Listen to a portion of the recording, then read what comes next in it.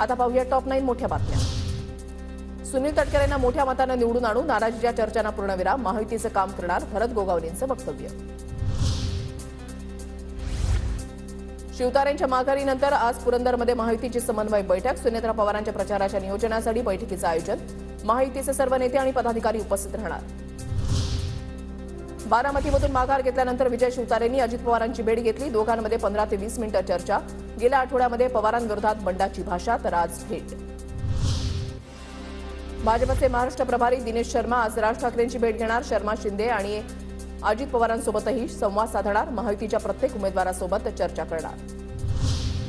विदर्भामध्ये आज नेत्यांची मांदियाळी, निवडणुकीचा प्रचार शिगेला, नागपुरात नितीन गडकरींच्या प्रचारासाठी देवेंद्र फडणवीस येणार। परभणीमधून ठाकरे गटाचे नेते संजय जाधव आज उमेदवारी अर्ज दाखल करणार, आदित्य ठाकरे आणि रोहित पवार उपस्थित असणार। वर्ध्यामधील शरद पवार गटाचे उमेदवार अमर काळे आज उमेदवारी अर्ज भरणार, शरद पवार आणि अनिल देशमुख उपस्थित राहणार। शेतकरी नेते रविकांत तुपकर आज बुलढाण्यामधून लोकसभेचा अपक्ष उमेदवारी अर्ज दाखल करणार, तुपकर रॅली काढत शक्ती प्रदर्शन करणार। रत्नागिरी सिंधुदुर्ग लोकसभेसाठी वंचितकडून काका जोशींना उमेदवारी जाहीर, काका जोशी हे अंधश्रद्धा निर्मूलन करणारे आणि निवृत्त पोलीस कर्मचारी आहेत।